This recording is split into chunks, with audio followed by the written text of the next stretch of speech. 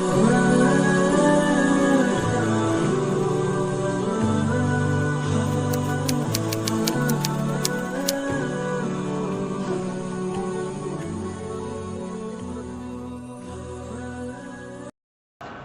Ibu yang dimuliakan oleh Allah, mengingat Nabi yang mulia telah bersabda, likulli amalin syirrah, setiap amalan pasti ada masa semangatnya, walikulli syirratin fatrah, dan setiap semangat pasti ada tidak semangatnya, ada kendornya.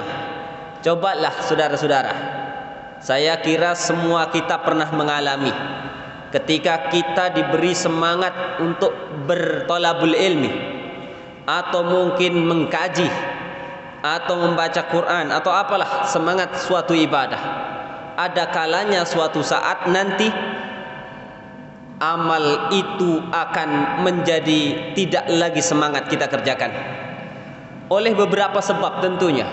Ada kalanya karena kemaksiatan yang pernah kita lakukan, hingga kemudian malas untuk beraktivitas ibadah yang diridhoi oleh Allah, atau karena mungkin kondisi fisik yang kurang fit hingga kemudian terhalang dari beramal ibadah, atau mungkin karena problematika hidup berupa kesulitan ekonomi, atau mungkin ada hal-hal yang kemudian membuat dirinya malas untuk melakukan suatu amal ibadah. Setiap semangat ada tidak semangatnya. Kata Nabi, faman kanat fatratuhu ila sunnati faqad aflah. Siapa yang ketika tidak semangat masih berada di atas sunnahku, maka dia masih beruntung. Masih beruntung, alhamdulillah, ketika masih berada di atas sunnah Nabi. Artinya tidak sampai meninggalkan yang wajib dan tidak menerjang yang haram atau melakukan yang haram.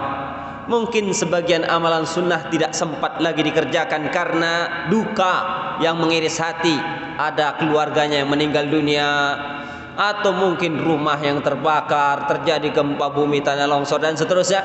Yang jelas dalam satu kesempatan hingga pada akhirnya dia sulit untuk melakukan amalan-amalan soleh, amalan-amalan sunnah. Tapi saat dia masih tetap melakukan yang wajib dan tidak sampai menerjang yang haram, maka masih beruntung. Ketika tidak semangat tadi, saudara-saudara. Tapi kata Nabi berikutnya, wa man kanat ila ghairi dzalika faqad halak. Tapi ketika tidak semangat, sudah tidak lagi berada di atas sunnahku, maka dia celaka. Mungkin diantaranya dia meninggalkan yang wajib, kemudian bahkan sampai pada akhirnya menerjang dan melanggar yang haram, hingga akhirnya dikatakan dia celaka. Saudara-saudara yang semoga dimuliakan oleh Allah, berangkat dari hadis ini, maka sebagai solusi dan obat lemah iman, terapinya ada beberapa yang disebutkan oleh sang penulis Syekh Muhammad Saleh Al-Munajjid dalam kitabnya. Yang pertama, tadabburul Qur'anil Azim. Tadabburul Qur'anil Azim, mentadaburi Al-Quran yang agung. Al-Quran sebagaimana kita ketahui bersama adalah firman Allah Subhanahu wa taala yang diturunkan kepada nabinya untuk disampaikan kepada umatnya, dan itu adalah penjelas bagi segala sesuatu, cahaya yang dengannya Allah Subhanahu wa taala menunjuki hamba-hamba yang Allah kehendakinya.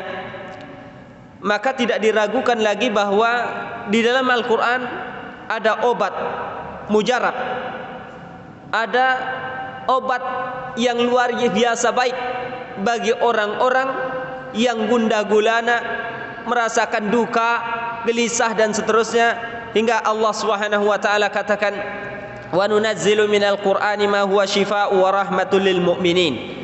Dan kami turunkan dari Quran apa yang menjadi obat dan rahmat bagi orang-orang beriman. Dengan ayat ini, maka ketika seseorang mendapati imannya sedang melemah, maka ketika kemudian dia mau membaca Quran dan merenungkan kandungannya, maka ini adalah bagian dari salah satu obat mujarab untuk mengobati lemah imannya. Tariqatul ilaj, cara mengobati lemah iman dengan Quran adalah dengan at-tafakkur wa tadabbur, merenungkan dan menghayati kandungan Quran. Rasulullah sallallahu alaihi wasallam senantiasa mentadaburi firman Allah Subhanahu wa taala dan sering kali mengulang-ulangnya.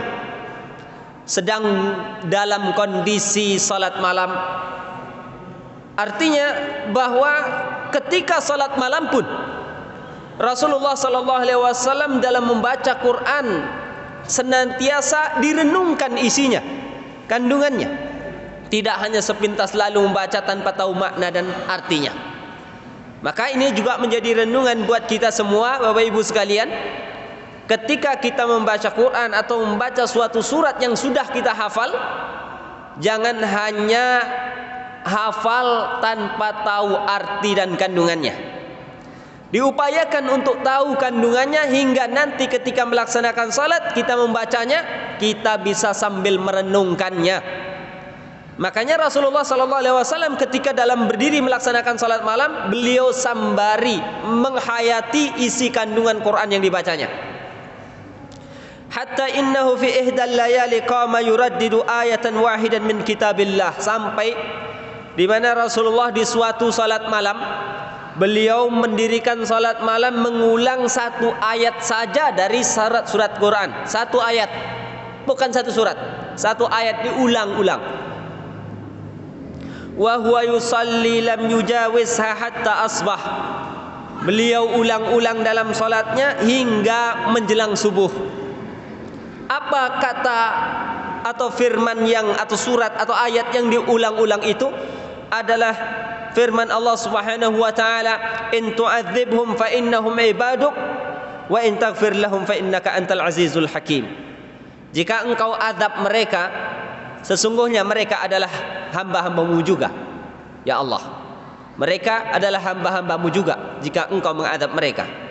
Jika engkau, ya Allah, ampuni mereka, maka sesungguhnya engkau maha bijaksana, maha kuasa, maha perkasa, lagi maha bijaksana. Saudara-saudara yang semoga dimuliakan oleh Allah, ayat ini, satu ayat ini diulang terus-menerus oleh Nabi dalam suatu salat malam. Di dalam riwayat yang lain pernah pula Rasulullah sallallahu alaihi wasallam salat malam pun membaca surat yang cukup panjang, Al-Baqarah, Al-Imran, An-Nisa, baru setelah itu ruku. Surat yang cukup panjang. Tapi pernah pula Rasulullah sallallahu alaihi wasallam membaca dalam satu salat malam itu ayat yang dibaca hanya satu ayat.